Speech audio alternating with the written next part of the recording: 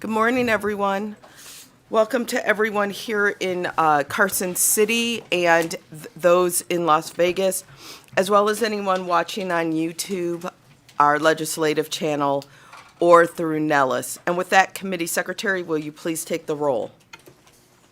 Assembly members Cole, Dahlia, Gonzalez, Gray, Hanson, Hardy, LaRue Hatch, Marzola, Moore, Nadeem, Orentlicker, Roth, Urick, and Chair Miller. Here.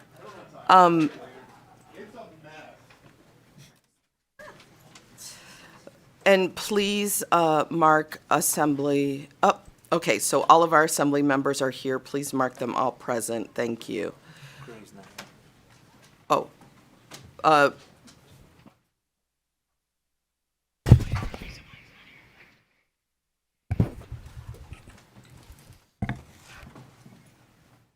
Mark Assembly Member Gray present if he arrives. And with that, just a few housekeeping items.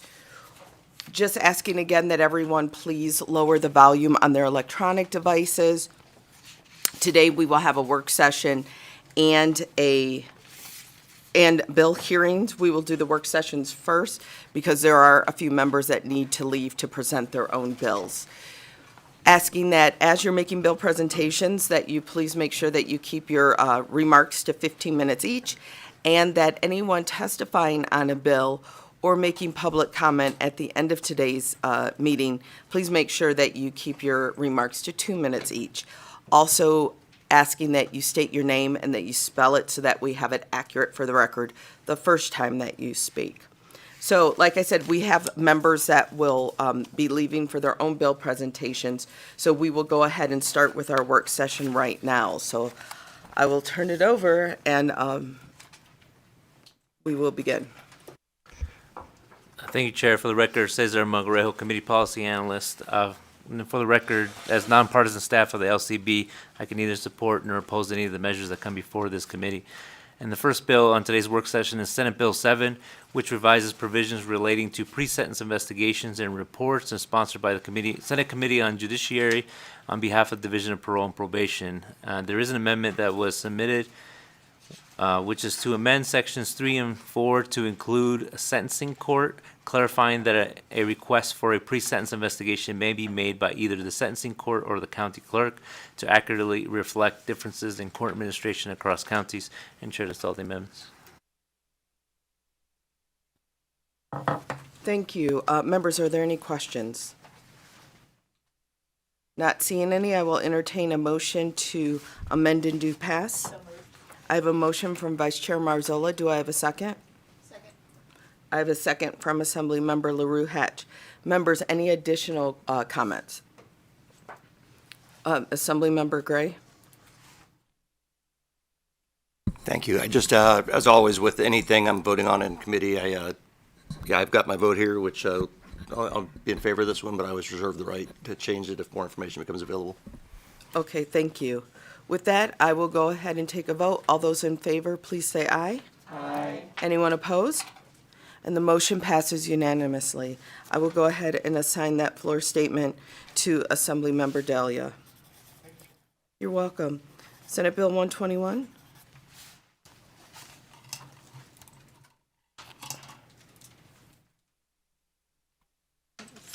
Thank you, Madam Chair. For the record, Cesar Magrejo, Committee Policy Analyst. Next bill is Senate Bill 121, which revises provisions governing common interest communities. This bill is sponsored by Senator Neal, and there is an amendment that's attached to this work session document, which includes amendments to several sections of the bill. However, in conversations with the bill sponsor, staff was notified that the bill sponsor has only agreeing to accept the amendment to Section 1 of the bill as reflected on the work session document. The amendment to Section 1 shortens the period during which an association is prohibited from requiring a unit's owner to install backyard landscaping from 36 to 24 months, and to shorten the period during which an association is prohibited from requiring a unit's owner to install a thin layer of rock from 18 to 12 months, both periods measured from the close of escrow for the initial purchase of a declarant. And Madam Chair, that's all the amendments. Thank you. With that, members, any questions? Not seeing any, I'll entertain a motion to amend and do pass. I have a motion by Vice Chair Marzola. Do I have a second? I have a second from Assemblymember Nadeem. Members, any additional comments? Not seeing any, all those in favor, please say aye. Aye. Anyone opposed? Nay. Will the nays please raise their hand? I have Assemblymember Hardy, Gray, Cole, Urick, and Hanson. Thank you. And with that, the motion passes, and I'll assign that floor statement to Assemblymember Moore. You're welcome. Senate Bill 303, please.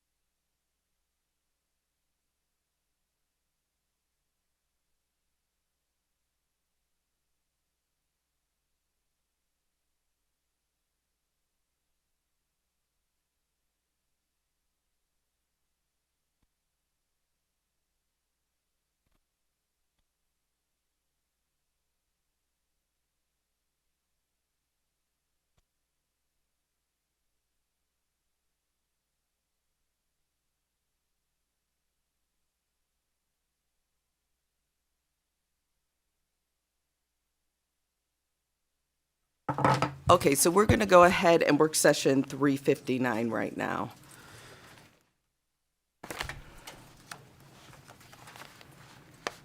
Thank you, Chair. For the record, Cesar Magrejo, Committee Policy Analyst. Next bill is Senate Bill 359,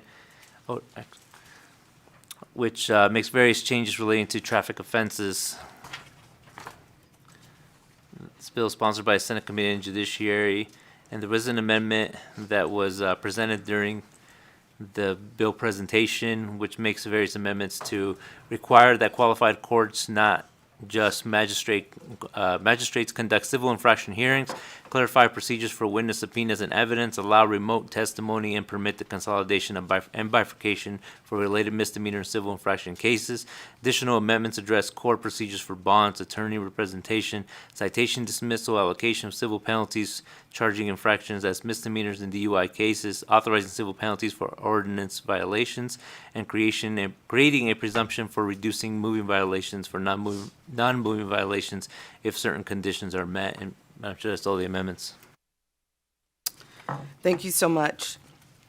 Members, any questions about Senate Bill 303? 359. Not seeing any, I'll entertain a motion to amend and do pass. May I get a second? Second. Okay, I have a second from Assemblymember Gonzalez. Any additional comments? Not seeing any, all those in favor, please say aye. Aye. Anyone opposed? Okay, I will assign that floor statement to Assemblymember Hanson. You're welcome. So,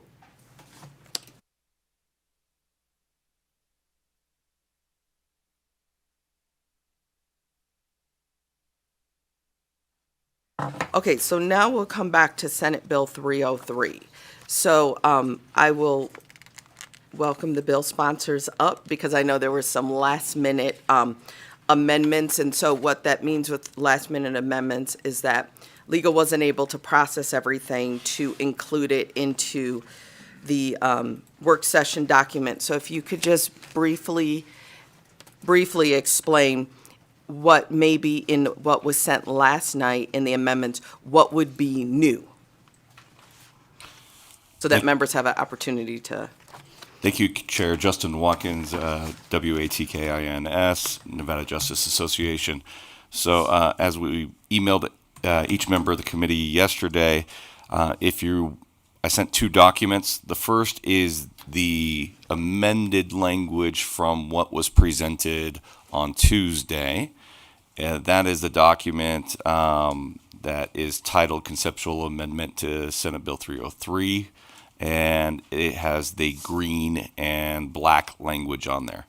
The additional protections provided within the statute would be to nonprofit owners of large recreational land that is restricted by deed to be open to the public.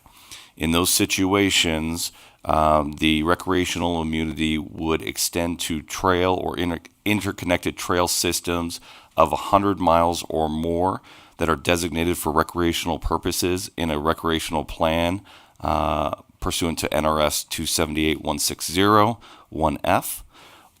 A park equal to or more than 10 acres in size that's included in a recreational plan, except those portions of the park upon which play equipment, playground structures, freestanding play equipment, or outdoor play systems are installed, or any portions thereon that are, and for the period of time that the nonprofit leases out any portion of the premises or the park, or charges a fee for entry or use of a portion of the park. And lastly, any washes that must be preserved in their natural state through a federal permit. And lastly, there is a deletion to the existing language that was in Section 6, deleting from the comma there that says including, Section 4, including without limitation, residential common areas, privately owned sidewalks, paths, bike paths, shared use paths, crosswalks, walkways, parks, exercise areas, playgrounds, play areas. And with that deletion is the removing of the section and deletion that defined residential common areas. Thank you so much. Members, do you have any questions about what Mr. Watkins just specifically addressed? Okay, Assemblymember Ordlicker? Thank you, Chair, and thank you for the amendment. The 100 miles minimum, how did you get to that? Justin Watkins for the record. Thank you, Assemblymember, for the question. The idea was that we place a scale in the restriction that is large enough in size to be considered similar to the rural open lands that the original intent of recreational immunity started with. So, you know, you pick a number, and 100 miles seemed to be the number, and 10 acres of park seemed to be the number that all the stakeholders agreed sort of put this within the original intent of recreational immunity statutes. Assemblymember Roth? Thank you, Chair. And I might have just missed it, but did you say this includes or excludes playgrounds? Thank you, Justin Watkins, for the record. So the immunity includes the parks except playgrounds, play structures. So there would be no immunity for those portions of the park upon which a playground or play structure exists. Okay, thank you. Not seeing any additional questions, I will entertain a motion to amend and do pass. So moved. I have a motion from Vice Chair Marzola. Do I have a second? I have a second from Assemblymember Delia. Any additional comments on the motion? Not seeing any. All those in favor, please say aye. Aye. Anyone opposed? Nay. Okay, the nays are Assemblymember Hardy, Gray, and Hansen. Thank you. And with that, the motion passes, and I will assign that floor statement to Assemblymember LaRue Hatch. You're welcome. With that, that concludes our work session for today. So we will move on to our bill hearings. As you notice, the bills are listed in order that we are taking them today. So we will begin our first, actually, before I open up the first bill, let me provide our numbers for today. Our phone number is 475-4499. So for those of you wishing to testify by phone, the meeting ID for today is 838-665-15420. So our first bill today is Senate Bill 125. It revises provisions relating to services provided to victims of crime. So Senator, I'll give you a few moments to get settled, and then whenever you are ready, please proceed with your hearing.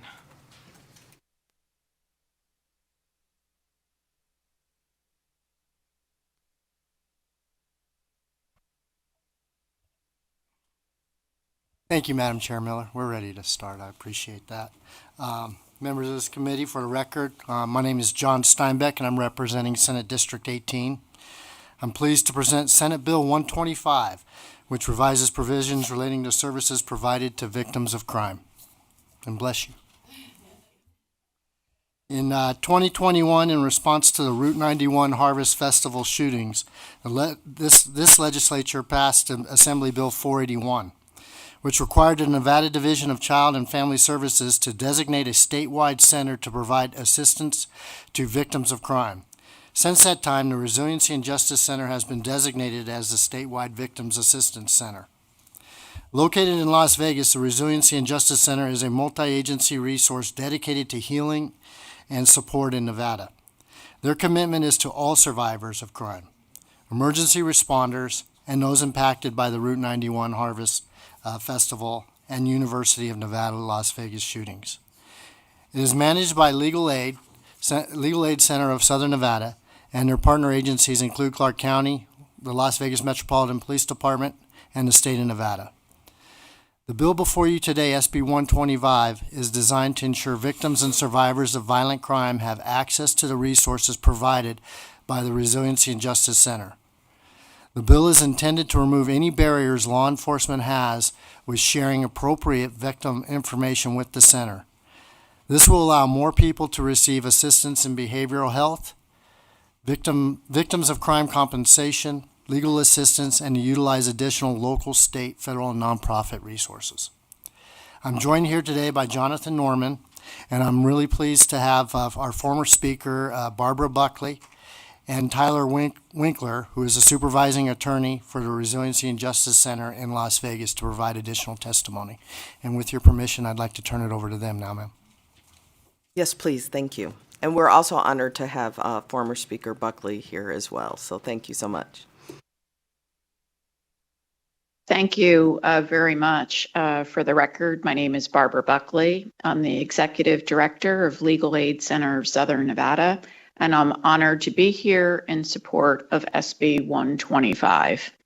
It seems like yesterday that I received a call from then Deputy County Manager Kevin Schiller asking me to join him at the Convention Center on October 2nd, 2017, as we attempted to determine how to provide long-term services to the survivors and the families of the victims of the Route 91 Harvest Festival shooting. At the time, of course, emergency management, then led by Chief John Steinbeck, had plans in place, of course, to provide emergency services, but long-term services for victims of crime were not yet established in our community for incidents such as shootings. And so that work began. 7.5 years later, I am honored to lead Legal Aid Center's Resiliency and Justice Center, which continues to provide services to those affected by that shooting and all victims of violent crime. We also stand ready to be activated when there is any mass violent shooting, such as we were for the UNLV shooting and the shooting at City National Bank. SB 125 before you continues our progression. Over the last 7.5 years, every year we have added additional services to be of service to the state. SB 125 will allow us to receive referrals from throughout the state when a community finds themselves in need of providing additional services to victims. These services include navigation of resources, legal aid, assistance with mental health services. For example, a victim may have health insurance through a provider, but is having trouble contacting mental health support. What our center is able to do through our experienced advocates and through our amazing state of Nevada mental health behavioral health leads is find a healthcare company willing to accept that insurance, assist the victim in filling out a victims of crime compensation application so their mental health copays are paid, so that they can more easily access the services they need to focus on recovery. So that's the long and short of the bill, and I'm happy to answer any questions.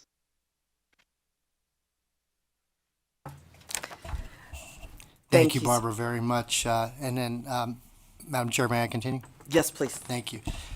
Just also, I'd like to add for the record, as we have, to address any concerns that other nonprofits may have, that the intent of the provision of Section 1.4 is not to preclude any organization that provides services to victims of domestic and sexual violence from entering into MOUs or receiving the type of confidential information that is proposed in this bill. And with that, Madam Chair, we stand ready for any questions. Thank you so much. Members, questions? I don't see. And we're going to just go with questions right now. I don't see any questions, so with that, we'll just open it up for testimony. Anyone wishing to testify in support for Senate Bill 125, please come forward.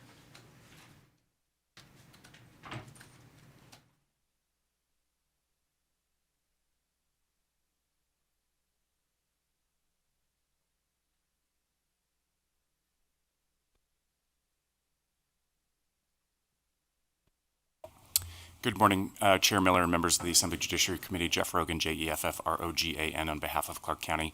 For the reasons that Ms. Buckley stated on the record, Clark County is also in support of this important bill. This will allow us to provide greater services to those victims of crime, including those victims of mass casualty events.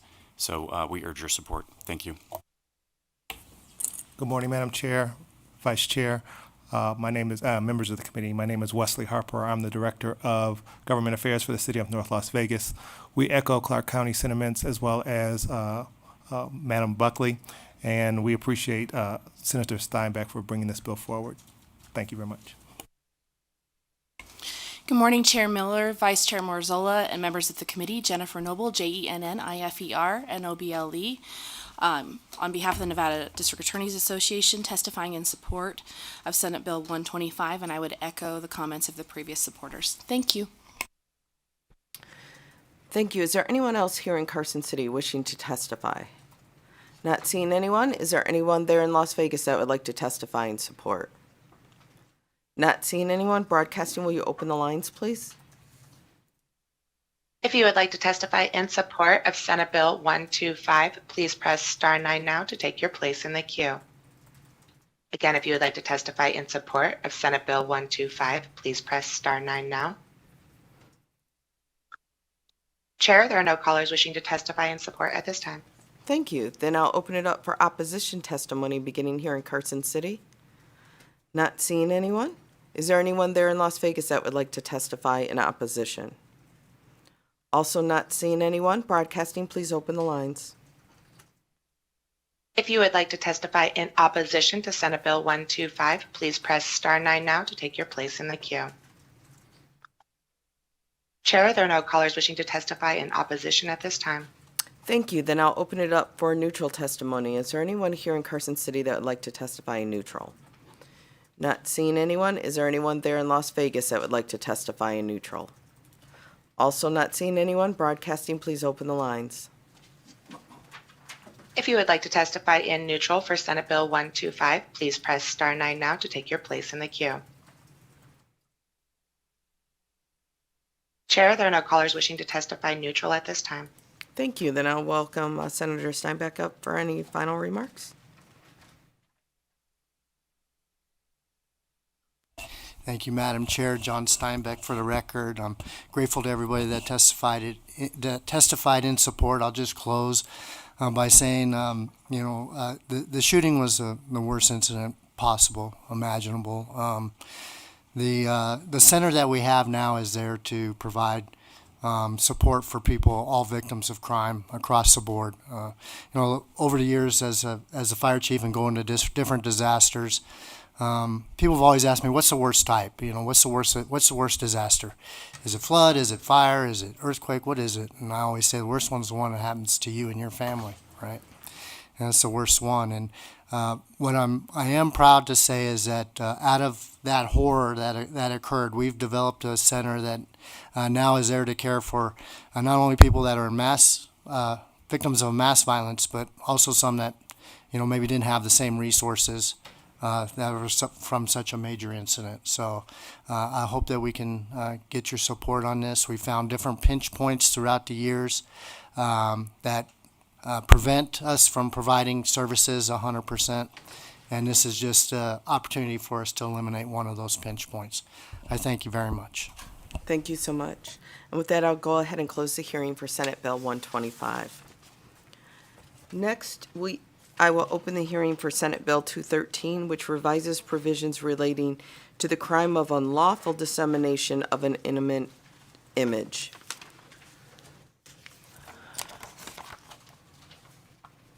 And so, are we waiting for our bill presenters?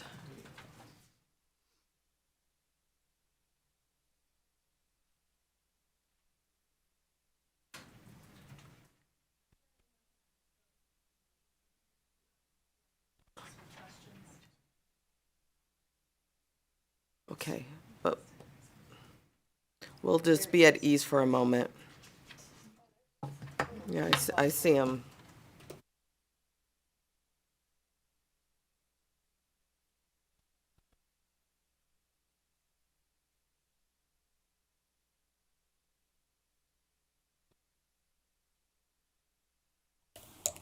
All right, Senator, your hearing is open, so whenever you're ready to proceed, please begin. Thank you, Chair Miller and members of the committee. I'm Jeff Stone, and I represent Senate District 20 from Mesquite, including Henderson, southerly to Laughlin. I'm pleased to present SB 213, which proposes to revise provisions related to the crime of unlawful dissemination of an intimate image. Jennifer Noble, Chief Appellate Deputy of Washoe County District Attorney's Office, is co-presenting with me today. People in law enforcement can no longer tell the difference between real and AI-generated imagery, which does not help in the prosecution of such individuals. Current law only punishes actual imagery, but the harm remains the same to the victims. This bill provides law enforcement with clear guidelines to identify and prosecute offenders, particularly in cases involving digital and online platforms. Recent advancements in AI have also created a new opportunity for abusers to humiliate, terrorize, and violate victims via what is commonly known as deepfake pornography. This once required some degree of technological expertise, but now the general public may easily access technology to create sexually graphic, realistic images of real, identifiable people without the victim's consent. As deepfake technology becomes more accessible to unsophisticated users, those at risk of becoming victims of deepfake pornography are expanding from celebrities and public figures to average people. The primary targets of this form of revenge pornography are women. According to MIT Technology Review, from 2018 to 2021, up to 95% of deepfake videos online were non-consensual deepfake pornography. Of those, about 90% depicted women. At least 10 states have passed criminal statutes to address this unique form of sexual victimization. A recent Forbes magazine article indicated that 34 million AI-generated images are created daily, with at least 2,000 AI tools now available online that aid in contributing to this misuse. We should be doing more to protect the public, especially with the rise of AI advancement giving way to revenge pornography. Senate Bill 213 expands the definition of intimate image to include photorealistic images, digital images, electronic images, computer-generated images, and other pictorial representations that depict an intimate body part of another identifiable person but does not depict the actual body part of the person, or one or more identifiable persons engaged in sexual conduct but does not depict the person or persons engaged in the conduct. This current reprint of SB 213 reflects a collaboration and consensus among district attorneys and public defenders. Jennifer Noble will now take you through the bill. Good morning again, Chair Miller and members of the committee. Jennifer Noble, JENNIFER, and OBLE on behalf of the Nevada District Attorneys Association. Section 1A and 1B define intimate image for purposes of this legislation as depicting sexual conduct or the genitals, anus, or fully exposed nipple of the female breast of an identifiable person.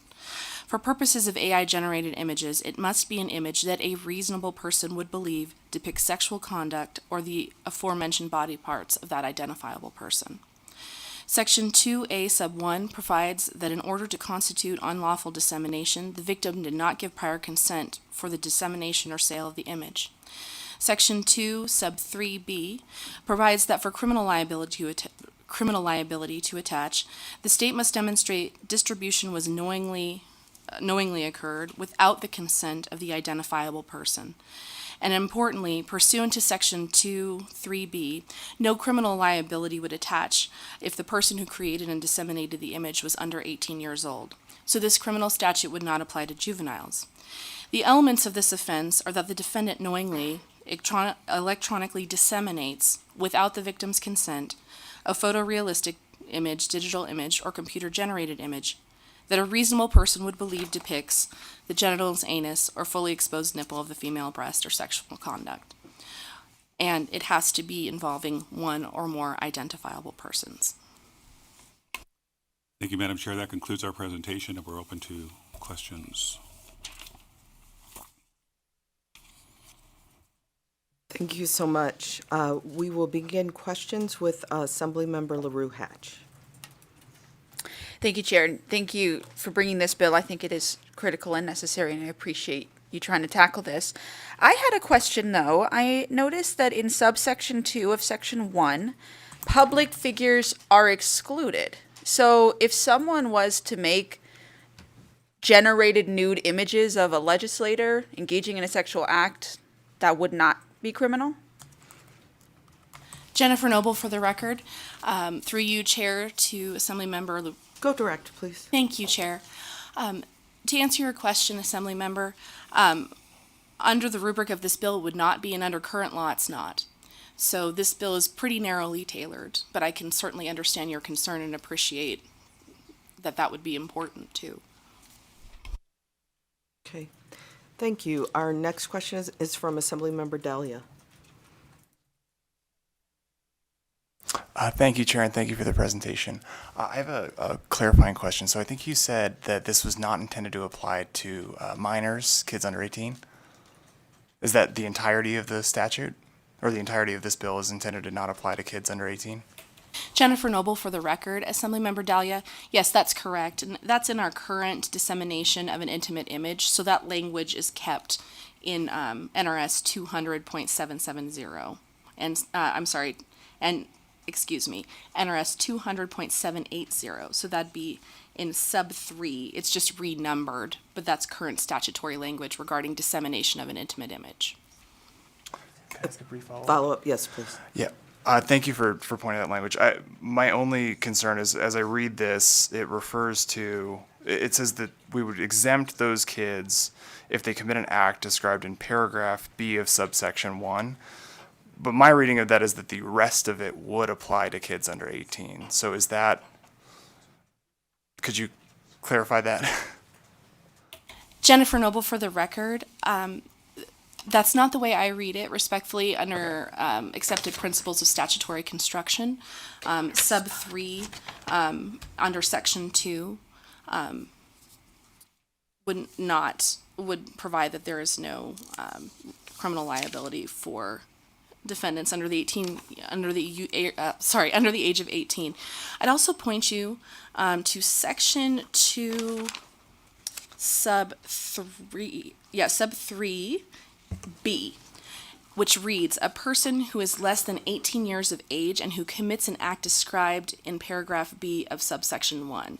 And the beginning of that section talks about how the provisions of this section do not apply to. So I think that better answers your question in terms of liability for juveniles. Okay, thank you.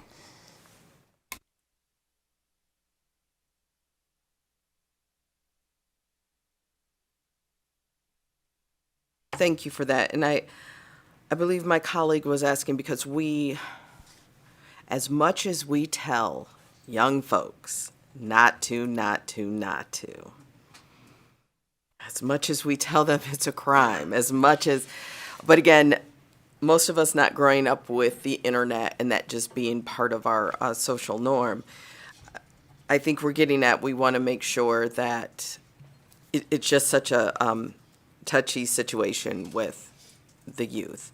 So you're saying that they would be protected and not automatically penalized for this, especially if it's youth to youth, right? Thank you, Chair Miller. Jennifer Noble for the record. That's correct under the statutory language of this bill. I can certainly appreciate the concerns that you're expressing. This is something I think that happens among juveniles, but as we know, their brains aren't fully developed yet, things are happening, et cetera, and I believe the purpose of this bill was to keep it as narrowly tailored as possible. And I also believe that if we were to change it and create juvenile liability, the public defenders would not be on board, and I can understand why. So I hope that answers your question. It does, thank you. Yeah, it's just hard for kids to understand that they're going to be applying for a job one day, or they're going to be. Okay, thank you. With that, we will go to Assemblymember Gray for a question. Thank you. And most of my question was already answered, the why as to why you exempted them. I still question that, though, because you find any savvy 13-year-old to 17-year-old, they could probably build a better image or video than most folks. And if they really get savvy, I can see these kids knowing that they're exempt and creating them and selling them, So I don't know where I stand on this bill, but would you consider any amendments to actually make them have some culpability in this, some responsibility? Jennifer Noble for the record, and ultimately that's Senator Stone's call. I would say that while I understand your concern, Assemblymember Gray, and I think that a 13-year-old would probably be some 13-year-olds would be way more savvy, as you put it, than I would be in trying to do something like this. We wanted to have a bill that could reflect consensus, and while it might not be perfect, it certainly provides protections where there are no protections right now. Jeff Stone for the record, Assemblyman Gray, I'd be happy to work with you offline and talk about a potential amendment if it makes you potentially more comfortable with the bill and not jeopardize the bringing on other opposition to the bill. Are you asking? Thank you. You're good. Okay. All right. Thank you.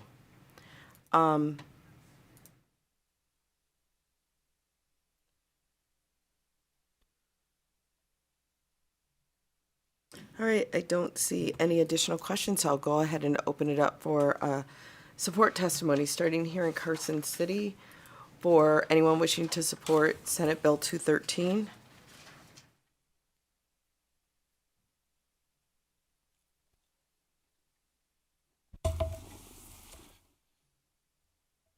Morning, Chair Miller and members of the committee. Jason Woodard of the Nevada Sheriffs and Chiefs Association, JASON WOODARD. Technology is exceptional. It helps in all walks of life, especially in law enforcement. However, one of the challenges that law enforcement experiences is that we as a society with our laws are a little slower to catch up because technology evolves so quickly. We appreciate the sponsor of this bill bringing this language forward because up until this point, there are cases that we deal with rather frequently, where these types of images are generated and our hands are tied as far as being able to take enforcement action. And we've seen how damaging the use of technology and AI to generate these images and disseminate them can be to young adults. They create a permanent record, and it creates a tremendous amount of issues. So having this bill and this language to fix this loophole is greatly appreciated. We support this bill. Thank you. Good morning, Chair Miller, members of the committee. Jason Walker, JASONWALKER, representing the Washington County Sheriff's Office, throwing out a Me Too in support for all the reasons listed in the presentation. Thank you, Chair. Good morning, Chair, members of the committee. My name is Joshua Martinez, representing the Las Vegas Metropolitan Police Department, and I just want to say we support this piece of legislation as well and echo the other comments made by the previous speakers. Thank you. Good morning, Chair Miller, members of the committee. For the record, David Cherry, Government Affairs Manager for the City of Henderson. First, we want to thank Senator Stone for bringing this important legislation that seeks to give law enforcement and prosecutors the tools to address the harms that can be caused by images that can be created and manipulated so easily in the digital age, a threat that has only been accelerated by the growing availability of AI. SB 213 will help protect victims and hold individuals accountable who are found guilty of violating the law. This bill is narrowly tailored, and we believe it strikes a balance while also strengthening the tools available to our law enforcement and prosecutors to protect the public. For those reasons, we urge your support. Thank you. Good morning, Madam Chair, members of the committee. For the record, my name is William Horn, William common spelling, Horn, Horne. On behalf of TechNet, we stand in support of Senate Bill 213. There is a letter of support on Nellis that was filed. I won't read it in its entirety. Just know that the members of TechNet are supportive of efforts to update the criminal statutes so that individuals misusing AI to create, disseminate, and otherwise act upon harmful material can be prosecuted and should be prosecuted. Our member companies take multifaceted approaches to combat commercial sexual exploitation on their services by creating and sharing software detection tools, as well as partnering with local, state, and federal law enforcement agencies and the National Center for Missing and Exploited Children. With that, we stand in support of Senate Bill 213. Thank you, Madam Chair.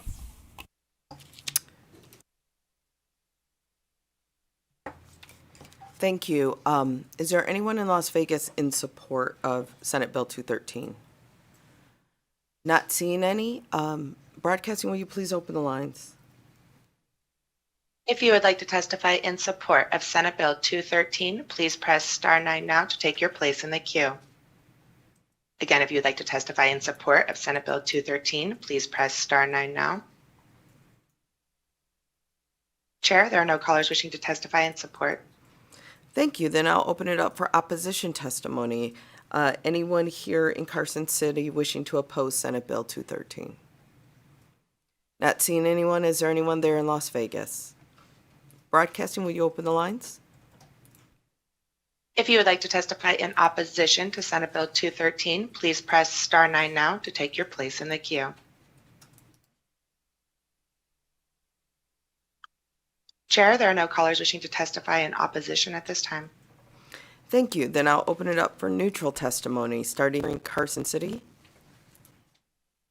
Not seeing anyone. Is there anyone in Las Vegas? Also not seeing anyone. Broadcasting, will you open the lines? If you would like to testify in neutral for Senate Bill 213, please press star 9 now to take your place in the queue.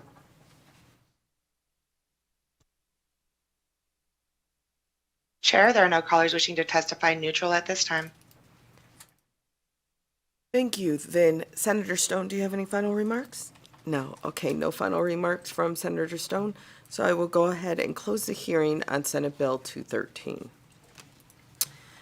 Next on our agenda is Senate Bill 201, which prohibits certain restrictions on the display of religious items under certain circumstances. The other presenters on Zoom. Okay, so I will welcome everyone up for Senate Bill 201. So, Senator, your hearing is open whenever you're all settled and ready. Please proceed.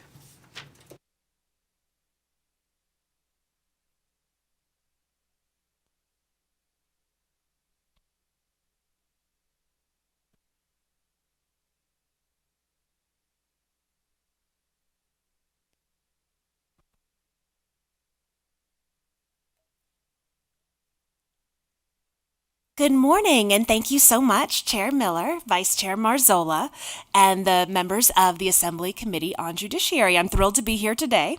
For the record, my name is Julie Pizzina, and I represent Senate District 12 in Clark County. I'm presenting Senate Bill 201, which prohibits certain restrictions on the display of religious items in common interest communities. For a little bit of background, Nevada has about 3,700 homeowners associations, and they play a big role in shaping how neighborhoods look and how they feel. They set rules for things like landscaping, home exteriors, renovation, noise, pets, and parking, all to help keep up the community's appearance and property values. These HOAs cover about 624,000 homes, which is almost 1/2 of all of the housing in Nevada. That means they have a lot of say in how people can express themselves, both inside and outside their homes. To help protect residents' rights, Senate Bill 201 was introduced to make sure that people living in HOA communities can still practice their religion and freely express their beliefs under the First Amendment. Senate Bill 201, as amended, restricts, with certain exceptions, an HOA or landlord from prohibiting an owner or occupant of a unit from displaying religious items on their door or door frame. Specific exceptions to this provision include any display that is larger than 36 by 12 inches or that exceeds the size of the door or frame it's affixed to. There is also an amendment, and I'm going to cover that in a moment as well. But number 2 threatens the health, safety, or welfare of the public, hinders the opening or closing of any entry door, violates any federal, state, or local law, promotes discrimination or discriminatory beliefs, and some of these you'll see in the amendment have been updated, and contains graphic language or any display that is obscene or otherwise illegal. The bill does not preclude the creation of rules that reasonably restrict the placement and manner of the display of religious items by a unit's owner or occupant.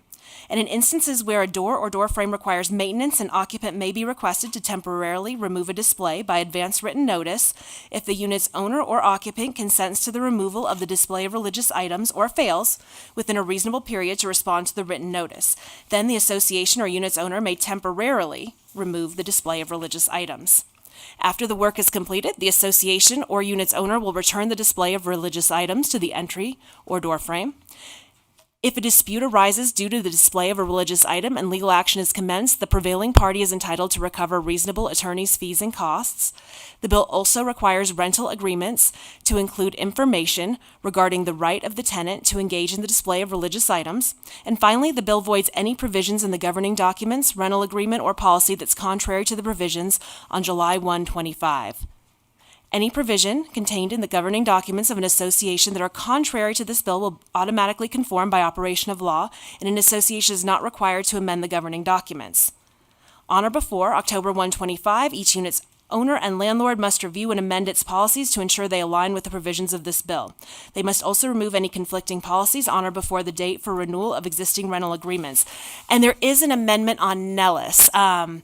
So if you have an opportunity to take a look, we do have the proposed amendment, and it does 3 things. It revises subsection 2A5 of section 1 to replace discrimination or discriminatory beliefs with the term discriminatory behavior, and this change makes the language more direct with the intent to clarify discriminatory behavior.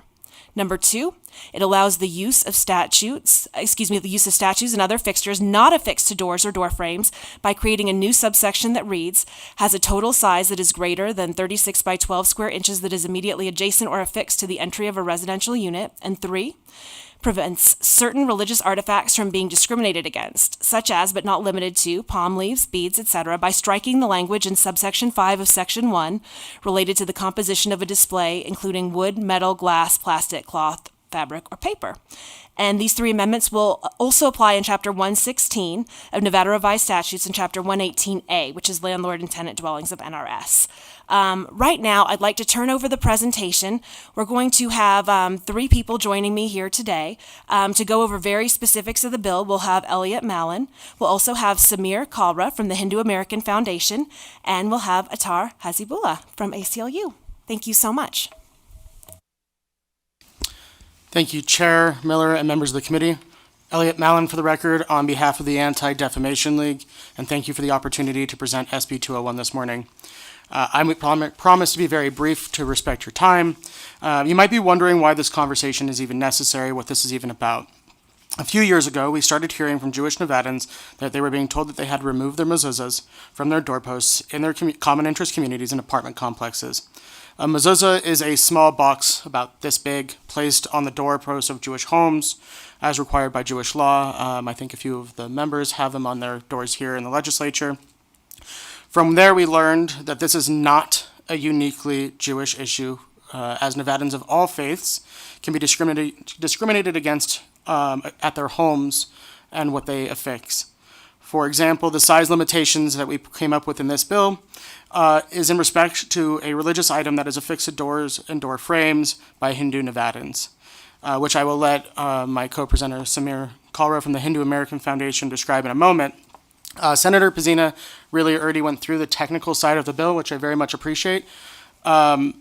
This is an important bill for the community, but this is an important bill for all Nevadans. We want to make sure that we're protecting everybody and making sure that everybody at their home where they go every day can affix or have religious items and not be discriminated against. But at the same time, we want to make sure that we are protecting Nevadans from other forms of discrimination, such as use of certain items that they would call religious, but were really meant to harass or harm others. And so we feel that this is very narrowly tailored.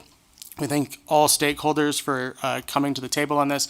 I thank Tara with the ACLU and Samir, and I want to also thank Chair Miller for your input. It's been really valuable in making sure that this bill would get to a point I think that will work for everybody. With that, I will turn over to Atar. Good morning, Chair Miller and members of the committee. For the record, my name is Atar Hasibullah, first name spelled A-T-H-A-R, last name H-A-S-E-E-B-U-L-L-A-H. I serve as the Executive Director for the American Civil Liberties Union of Nevada, the state's largest civil liberties and civil rights organization, and want to thank my co-presenters as well as Senator Pezzina for bringing this forward. There's just a couple of things that I want to add on. First, as someone, probably one of few attorneys in the state who has litigated cases involving the Religious Land Use and Institutionalized Persons Act and the Religious Freedom Restoration Act, RLUPA and RFRA as they're known, which deal with religious liberty and religious freedom issues. The notable element about those is they make the practice of religion fair and less burdensome for all, but those provisions and those laws specifically only apply to governmental regulations. So anything that falls outside of the scope of that really falls outside of the scope of many of the protections that exist here. Laws like this have been, in fact, codified in other states like California that allow for religious freedom and liberty to be demonstrated. And just as a point to touch on, while this has deeply impacted our Jewish neighbors and our Hindu neighbors, there's other faiths that are also impacted. I'll say as a practicing Muslim, I probably would hang something in my doorway or along my house if I didn't think it was going to be subject to harm or removal or a nasty notice from my overzealous HOA personally. I'll also say for traditional faith members, like those who practice Lukumi, who I've come to know over the years, they often leave items outside or inside of the doorway. And this has been an issue that's posed challenges for them. Many folks oftentimes do not end up wanting to come forward because religion is also something that's sensitive to a lot of people, especially faiths that oftentimes feel a sense of discrimination. So for faith groups of all backgrounds, regardless of what that looks like, whether that's a crucifix, a rosary, whether that's something related to an altar, something related to a text, anything of the nature, people should be free to exercise their faith without interference in that way. The final point I'll reference is with the discriminatory behavior section. Some might ask, and we're grateful that that language was changed to behavior, because what we would have ran into potentially was an issue with respect to the First Amendment if this was just drafted with respect to the initial language that was utilized. From our vantage point, inclusion of behavior or swapping out those terms has actually mitigated some of the potential challenges that might exist in terms of arguments related to this. So again, we're grateful for this, and you know, as a member specifically of a faith group that oftentimes doesn't always get a voice at the table, we're appreciative for you all hearing this bill, and for the sponsor and for Elliott, ADL, and others for continuing to advocate on this issue. Thank you. Before we continue, I see the gentleman in the Zoom. I believe you're part of the presentation. Is the gentleman at the table part of the presentation? Okay, sir, I need you to back away from the table. We're in the middle of the bill presentation. Thank you. Proceed. Thank you. Good morning, Chair Miller and members of the committee. My name is Samir Kalra. That's spelled Samir Kalra, and I'm a civil rights attorney and managing director at the Hindu American Foundation, a nationwide advocacy organization providing a voice to 3.2 million plus Hindu Americans, many of whom call Nevada home. Today, I'm here to ask for your support of Senate Bill 201, a critical piece of legislation that will protect the religious freedom rights of Hindus and other faith communities in Nevada. Millions of practicing Hindus in Nevada, the US, and across the world, consistent with their deeply held religious beliefs, adorn their homes with a toran, an auspicious Hindu symbol that is hung across the doorframe to bless the home and welcome guests, while others display an image of Hindu deities or other sacred symbols on the door. Unfortunately, many incidents have occurred across the country where HOAs and landlords have refused to accommodate the religious practices of their Hindu residents by prohibiting them from displaying torans or other religious items on their entry doors, often imposing punitive fines on them for merely exercising their religious rights. At the Hindu American Foundation, we have frequently assisted Hindu American residents with this issue across the country, including in Nevada. Senate Bill 201 will make clear that HOAs and landlords may not discriminate against Hindus and other faith communities by completely banning or arbitrarily restricting the total size of religious items displayed adjacent to or affixed on any entry. Such restrictions will have a chilling effect on religious freedom by sending a message that members of some religious communities, such as Hindus, are not equal members of American society. This discriminatory practice is so widespread in common interest communities that California passed legislation in 2019 prohibiting it, and we hope Nevada will do the same. Accordingly, I respectfully ask for your aye vote to help create an environment for observant and religious members of our communities to practice and express their religion freely and peacefully without interference. Thank you, and I'd be happy to answer any questions. Thank you so much for joining us today. Senator? Thank you so much again for allowing us the opportunity to present. Julie Pizzina for the record, and we're open to answer any questions. Okay, thank you. We will begin. Our first question will be from Assemblymember Gonzalez. Thank you so much, Chair, and thank you so much for the presentation. As somebody who is very religious and spiritual, I very much appreciate this bill. I have a number of questions, but I'll start with one first, is why just the front door? I know that other practices, maybe there's a patio, maybe there's a back door. Would that space also be included in this, or is this just specific to a front door?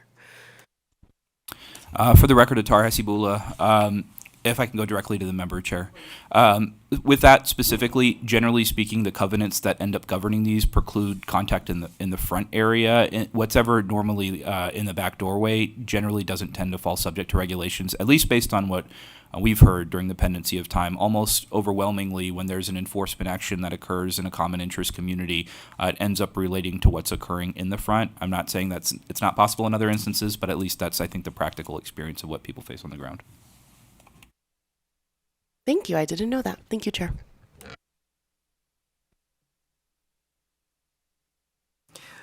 So to follow up on my colleague's question, would it be protected then? So if somebody did hang something or affix or present something in the back, would they be protected then under this bill? For the record, Atar Hasibullah. So, Chair, I think the way that this is spelled out, as we read it, and I think as we understand it, is that the inclinations that tend to occur, or the enforcement actions, I should say, and the inclinations of the common interest communities that end up engaging in enforcement of this nature tend to be, again, based in the front of one's residence. It's not necessarily specified that way because most common interest community agreements that end up existing sort of regulate the front portion differently than the latter portion in terms of ornation. In the backyard, for instance, and I can give an example in my own community or the other ones I've lived in, we've been able to place things in the backyard without sort of intrusion of the same nature. In the front yard, however, we're likely subject to a notice within 24 hours of removal, and many times that comes through the mechanisms and how enforcement occurs. If we're looking at this within an HOA HOA community of single-family houses or townhouses. You'll oftentimes see patrol vehicles in apartment buildings. You'll often see folks monitoring in the hall, generally in the back of the residence. Those aren't necessarily open to public view in the same fashion. Again, not saying it's not an issue, but that's not one that's really come our way in terms of practice. The actual display on the front portion has. Carly O'Krent for the record. The provisions of the bill, so the protections provided by the bill, only apply to the front area. So then people affixing or hanging something in the back of the side of the home would not be protected? That's correct. Okay. And again, there are multiple different scenarios. We're not just talking about single-family homes. We're talking about condos and townhouses and all different arrangements. Okay. Next question from Assemblymember LaRue Hatch. Thank you so much, Chair, and thank you for bringing this critical bill today. My question is on that language of discriminatory behavior. Could you give us an example of what is the difference between something that promotes discriminatory behavior versus the original language, which was discriminatory belief?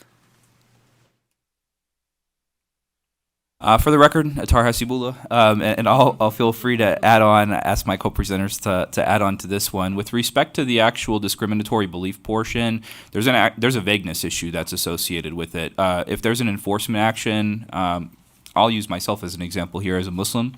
You are in a community where someone says your entire religion has discriminatory beliefs, regardless of, obviously I view that as being false, but let's say that that's what comes up, and I'm instructed by that community to remove whatever my religious actual aspect is because of someone's viewpoint that the faith itself is promoting, in and of itself is promoting something that's discriminatory. That's just different than a discriminatory behavior or an action that might actually occur. So, for instance, if you have something, and oftentimes we'll see this with respect to our Jewish community, when there's many anti-Semitic tropes that are leveled, and it's not a statement of sorts, it's an actual action that's implied to undertake actions, things oftentimes of violence.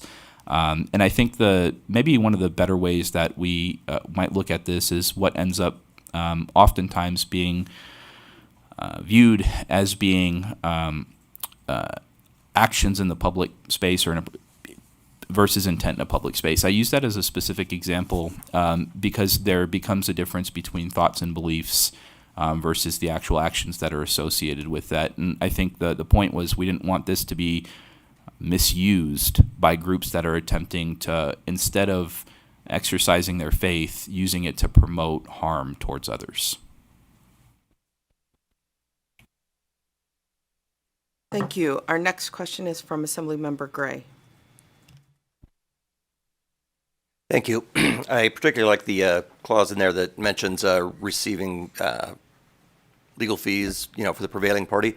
Is there anything in there or in existing law that would allow for the homeowners specifically or the tenants specifically to receive punitive damages in a case like this? Elliot Mallon for the record. I appreciate the question. As of right now, no, there's nothing in statute that I'm aware of that would allow for punitive damages, but would disallow for punitive damages conversely. But I can also do some more research and get back to you on that as well.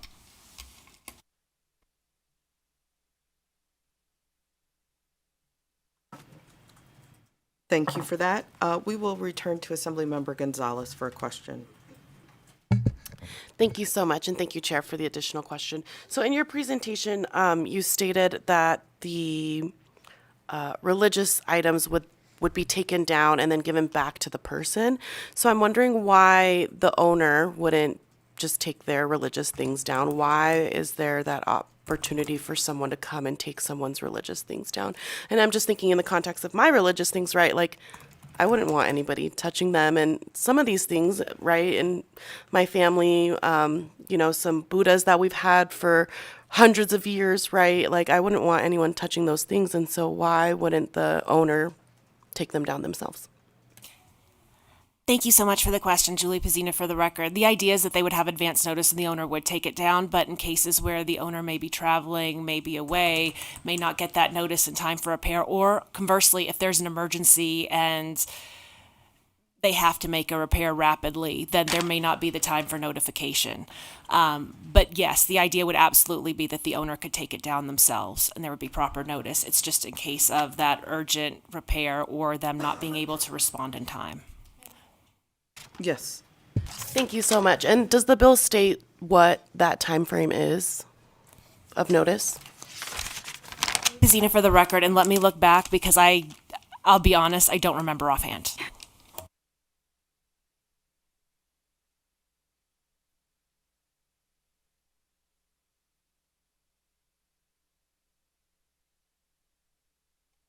Elliot Mallon for the record, if I can really fast answer that. The bill stipulates that it may be within a reasonable period to respond to the written notice.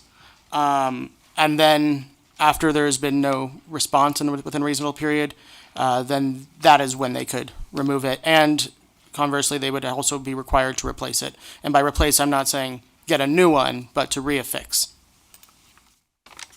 Thank you. And Julie Pizzina again for the record, we already have an amendment in on this and we'd be happy to add a specific time frame as well. Yes.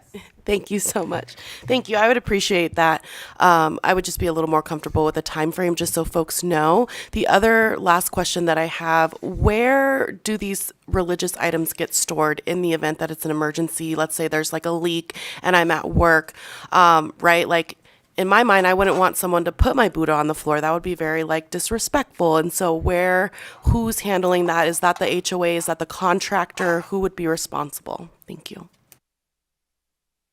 Elliot Mallon for the record. That's a great question, actually, and I really appreciate it because I think that gets us into possibly another thing to add into this bill, which is that how do we ensure that items are treated with respect to those items, so not on the floor, not... For example, again, I'm Jewish, so I'm just going to go with the context that I know, putting my mezuzah next to a platter of bacon, right? To make it a simple explanation there.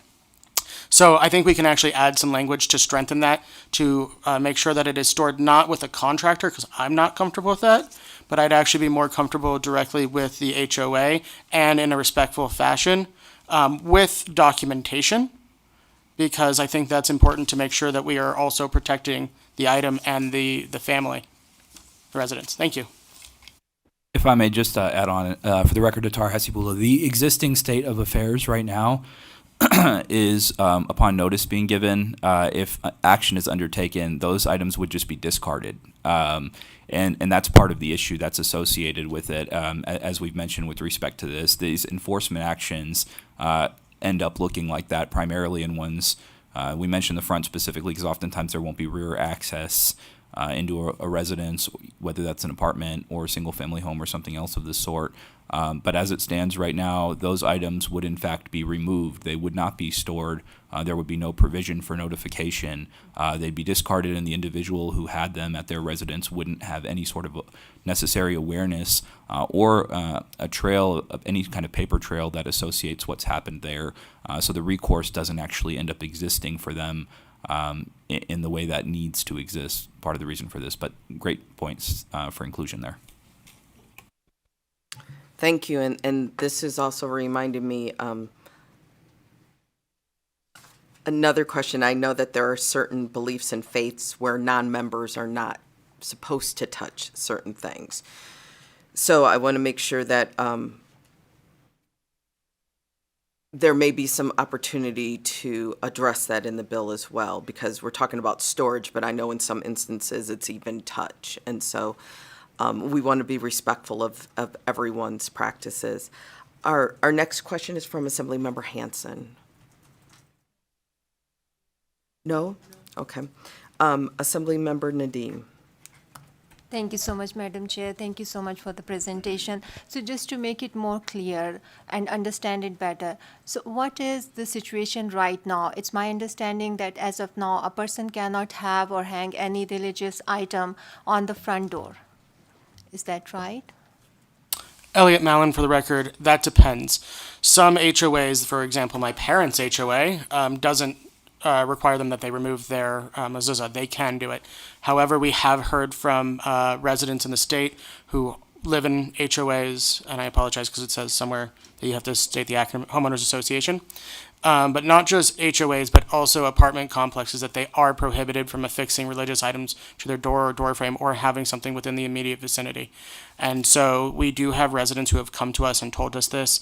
There are First Amendment issues. However, I will say this, when it is a content neutral prohibition, so all items cannot be affixed, then we get into the fact that that might be a constitutional prohibition on items. So we're just trying to fix that little thing. Thank you. And just to follow up to Assemblymember Nadeem, can you send us, do you have a list of those apartment or HOA complexes or these instances when this has happened? Elliot Mallon, for the record. I have some instances, and I can definitely provide that. And we might have somebody testifying about that today as well, that is a resident or their attorney. And has it been against one particular faiths or just religious presentations in general? Well, I can't speak to, for the record, Atar Hasibul, I can't speak to every group. I know, just as a matter of practice, for people who practice traditional faiths, like Lukumi, who have altars set up in their doorways, oftentimes in apartment complexes. I've been told those have been swept in the past, like swept away, and nothing's happened. Part of that is the terms and conditions for what common maintenance ends up looking like, and oftentimes, many of these practices are subject to misinterpretation, as we know, by many of the bodies that are engaging in enforcement. So they'll see something in a doorway and view that as trash, view it as just a decorative piece, and not necessarily have an association there with what that looks like. I do know that that has happened. I'm happy to have conversations offline. I'm sure the apartment complexes I'm aware of that have done it in at least 2 instances in Southern Nevada, and this is over a period of years. They probably would refute the basis for why that occurred and view it as this is either abandoned property or trash that's been left out in a common area instead of a religious fixture. But I do know that folks who practice that faith, it won't often appear to necessarily always be something that's a religious item, which is why this becomes important, because it gives the opportunity to respond without simply being in a position where you're forced to remove something.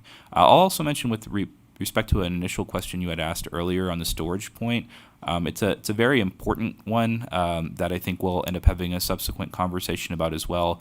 I know as a Muslim, there's certain practices we have when we're maintaining like our religious texts in terms of how we store those, but also how we handle those, and we treat other religious texts the same way.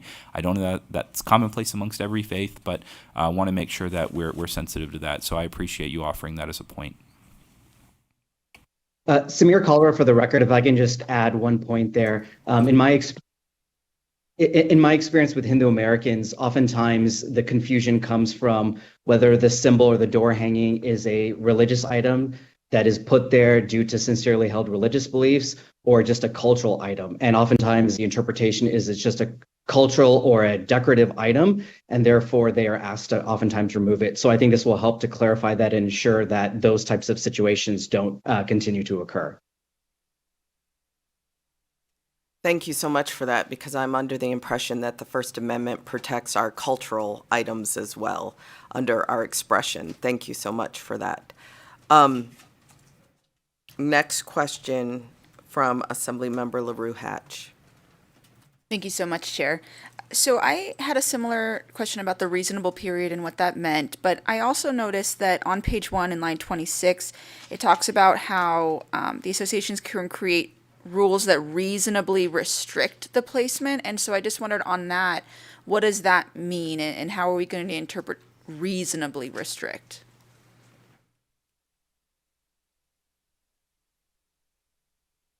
Sure. For the record, Atar Hasibullah. So when it comes to reasonable restrictions, oftentimes, and I don't want to say that standard language, but when it comes to contract-related items, which is sort of where this ends up becoming a bit more unique than maybe some other pieces of legislation. As I mentioned, the other 2 pieces of federal legislation that are out there address what happens effectively in certain public spaces or in private spaces, but they're based on government regulations when they're private contracts that are entered into there's oftentimes a distinction that ends up occurring with what that looks like. The intent underlying this is to preclude at least one of those aspects from occurring based on a constitutional right that might end up existing. With respect to what that actually looks like in real time, and again, I wouldn't be able to speak on behalf of the HOA there. They may view something in terms of where something might end up being placed that might inhibit from safety. And I think it was covered also in an earlier section, inhibit the ability to address a potential safety issue that comes up, maybe something else of that sort. It would be hard for me to view a scenario where that would end up existing, as I view this in the most broad of senses. But again, I do wonder if there's primarily in apartment complexes the ability, and if something were to protrude into a specific space, if an apartment building were to come back and said, hey, it ended up in our common interest space versus, affixed within this portion, which is where things start to get a little bit murky, that might be an area where they end up introducing that. Certainly if this bill should get passed and that does end up happening, I would encourage folks to contact my office.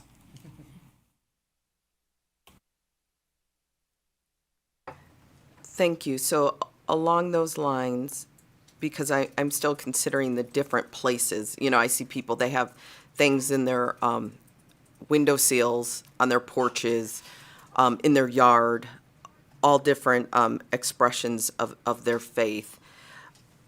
So as you're talking about reasonable, my concern there would be, could the HOAs or apartment complexes ever use, obstruction's one thing, and I think we understand for construction, if it's a mobility issue, this is blocking, this is in the way of someone else, as opposed to simply visibility. Because visibility, we can see it, but could they use the reasonable limitations based on visibility as opposed to actual obstruction? Say, for instance, someone wanted to put something at the edge of their driveway and it may kind of block part of the sidewalk or interfere with someone else's ability to park, as opposed to, okay, we could argue that may obstruct, as opposed to, but if I had that same item in the middle of my yard, which is not at all interfering with anyone's mobility or action, but is just visible. For the record, Tara Hasibul, I appreciate the question, Chair. I think to your point, to the initial premise of the question, because we're addressing multiple types of dwellings in effect between something that might be a condo or an apartment or something that's a single family residence. When I read this, I tend to read it more in the construct of the first, an apartment building or a condo. It's harder for me to envision what a sort of a single-family residence or something of that nature would end up looking like when it comes to reasonable restriction versus in one of those areas. But I think what we can do is, as we're discussing some of the other provisions for inclusion, figure out what that looks like, and if we have to spell that out better and make distinctions, I think that's easier to do. I think part of the reason, and again, co-presenters might be able to better speak to this, part of the reason for that inclusion was to not make it such that any of these common interest communities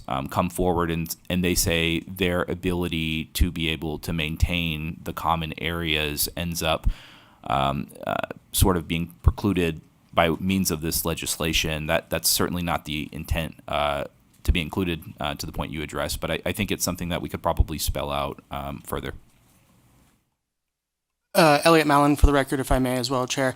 With a lot of conversations with some of the HOAs as well, we have learned that some of them may do maintenance of lawns and et cetera of the front of a residential unit. Each is different. For example, again, my parents, because that's the closest one I can talk about, there is a common interest lawn that they are not necessarily in charge of maintaining. And so it was a balance with the HOAs and how do we do this. So, but we can continue the conversation. Thank you. Okay, thank you so much.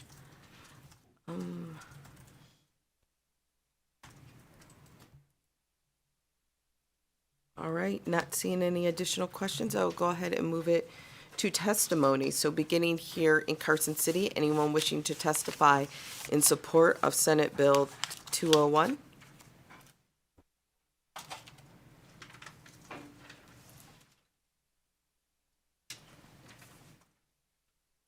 Not seeing anyone. Is there anyone in support in Las Vegas?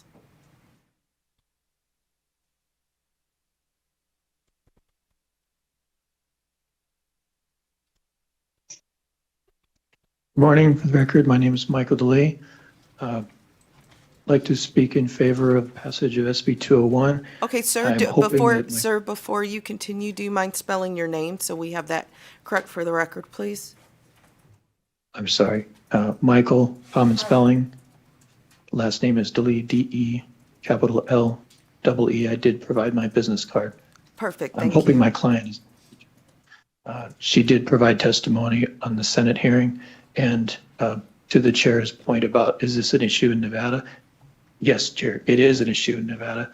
And I would just like to read the letter that was sent to my client, who ultimately did have to move out because she was unable to continue to have her mezuzah affixed on the doorpost of her unit. So this is the letter that was sent to her.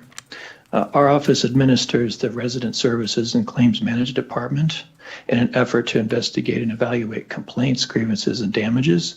This letter is in regards to your tenancy.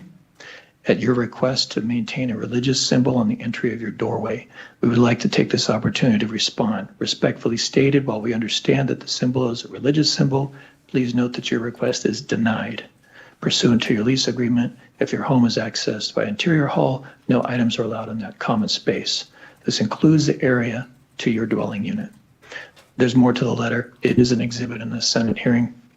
And I would appreciate if you have an opportunity to take a look at that, because it's very revealing. This is a problem in Nevada. It's not just theoretical. Other states have been ahead of Nevada, but I hope that Nevada can pass SB 201. And as some of the members have indicated, perhaps include cultural items as well as religious. I think the current wording doesn't get specific enough, but if it's include cultural as well as religious items, it would include stuff like East Asian chunlian, which is put in the door frames at New Year's celebrations. And with that, I urge the passage of SB 201 and hope that my client can call in. Thank you. Thank you so much for that. Is there anyone else there in Las Vegas in support? Not seeing any. Broadcasting, please open the lines. If you would like to testify in support of Senate Bill 201, please press star 9 now to take your place in the queue. Again, if you would like to testify in support of Senate Bill 201, please press star 9 now.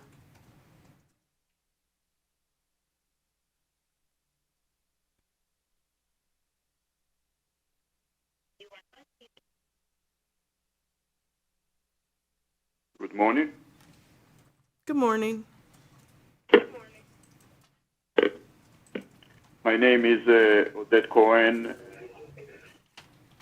The chair. Sir, can you please spell your name for the record? My name is Odedhen.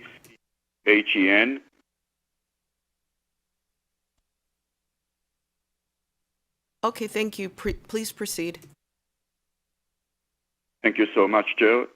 I'm calling from Las Vegas, and I'm supporting SB 201. The mezuzah is a parchment scroll upon which verses from the Torah are handwritten by an expert scribe, a person mandated twice in the Torah, and observed by Jews for millennia. Its placement on the doorpost designated the home as Jewish and symbolized God's watchful care over the household inhabitants. In recent history, its message of protection and Jewish identity in the face of adversity was re-emphasized after many anti-Semitic incidents throughout the nation and in Nevada as well. Hosting a mezuzah is not a decorative choice for Jews. Rather, an observant Jewish person will be unable to live in a home where a placement of a mezuzah on an entry door frame is not allowed. According to Jewish law, one cannot fulfill a mitzvah, a deed or good deed, who are violating someone else's rights. The removal of a mezuzah is very serious, since families who celebrate Passover or the Sabbath okay, in their home or apartments, will not be able to do so without the protection of the mezuzah. And they will not follow the Jewish law. Removing Jewish rights just to remove per se isn't a right that should be respected. And I hope that this committee and the Honorable Governor Lombardo will sign this bill for the Jewish community and for the state of Nevada as a whole. Thank you so much. Thank you. Next caller. Chair, there are no other callers wishing to testify in support at this time. Okay, thank you. Then I'll open it up for opposition testimony, beginning here in Carson City. Not seeing anyone. Is there anyone there in Las Vegas in opposition? Also not seeing anyone. Broadcasting, will you please open the lines? If you would like to testify in opposition to Senate Bill 201, please press star 9 now to take your place in the queue.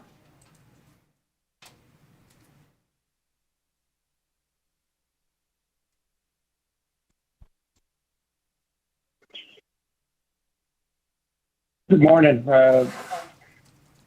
Chair Miller, Assembly Committee members. My name is Mike Kozar, K-O-S-O-R. I have submitted written testimony. Unfortunately, I don't see it posted. My opposition to Senate Bill 201 is very narrowly focused, and it deals strictly not with the policy intent, but with Section 1.3 of the bill, as I read it under Amendment 16, paragraph 4, where it provides for prevailing party. I am not aware of any section of NRS 116 that contains its own prevailing party clause. I see no reason that this provision should be treated differently. Currently, civil actions can be pursued under NRS 116, which addresses the awarding of attorney's fees in the cases of actual damages. Allegations regarding violations of NRS 1 should be first addressed with the Nevada Real Estate Division pursuant to NRS. The efficient and low-cost system is already in place to handle alleged violations, and this process should not be circumvented. As a general thought of, as far as general public policy, I believe that establishing private rights of actions, particularly when coupled with prevailing party provisions for violations of NRS is contrary to good, sound public policy. As I listen to the committee with some very good questions, you can see there are plenty of opportunity for litigation, some of it well-intended, some of it not. Encouraging litigation over statutory HOA matters will significantly increase the financial burdens of these communities. The combination of private right of action and prevailing party clauses could foster an environment where well-funded entities utilize litigations to suppress dissent, silent whistleblowers, or intimidate those that question practices of the HOA. I request that that provision be deleted from this bill. Thank you very much. Thank you. Next caller. Chair, there are no other callers wishing to testify in opposition. Thank you. Then I will open it up for neutral testimony, beginning here in Carson City, if there's anyone in neutral. Not seeing anyone. Not seeing anyone in Las Vegas. Broadcasting, will you open the lines? If you would like to testify in neutral for Senate Bill 201, please press star 9 now to take your place in the queue. Chair, there are no callers wishing to testify neutral at this time. Okay, thank you. Then I will welcome the bill presenters back up for any final remarks. Okay, waiving those remarks. All right, thank you so much. Then I will go ahead and close the bill hearing on Senate Bill 201. Our last item today is public comment. So again, just a reminder that public comment is to make comment on about anything under the purview of this committee, but not remarks about any bills that we heard today. So with that, I'll welcome anyone up here in Carson City to make public comment. Not seeing anyone. Is there anyone there in Las Vegas that would like to make public comment? Also not seeing anyone. Broadcasting, will you please open the lines? If you would like to provide public comment, please press star 9 now to take your place in the queue. Anne Marie Grant, ANNEMARIEGRANT. I'm here to speak on behalf of my family and the many families who have lost loved ones in the Washoe County Jail. I want to address a clear system failure, the refusal of the Washoe County DA's office to investigate the murders of community members who are killed by sheriff's deputies while in the custody of the jail. When someone dies in the custody of the state is not just a tragedy, it is a moment that demands scrutiny, transparency, and accountability. Yet in Washoe County, where my brother Thomas Purdy was murdered by deputies, the district attorney's office has repeatedly refused to investigate or prosecute deputies involved in fatal incidents inside the jail. These are not isolated cases. They represent a clear pattern of inaction that erodes public trust and sends a message that law enforcement can act with impunity behind closed doors. This is not just a failure of leadership, it is a failure of justice. It sends a message that the lives of those held in custody, our sons, daughters, brothers, and sisters, are disposable. It creates a dangerous culture where deputies can act with impunity knowing they will not be held accountable, and it robs grieving families of closure, truth, and the chance to see justice served. This failure must be addressed. The DA is elected to represent the people, not to protect law enforcement from scrutiny. The legislature has the power and responsibility to ensure that no public official can ignore death in custody without consequence. I urge you to take legislative action to require independent investigations of all in-custody deaths and ensure that prosecutors cannot simply look the other way. Justice does not end at the jail door. Please don't let accountability stop there either. Thank you. Thank you. Next caller. There are no other callers wishing to provide public comment. Okay, thank you. Then I will go ahead and adjourn this meeting, and I'll see you all back at 8 a.m. tomorrow morning.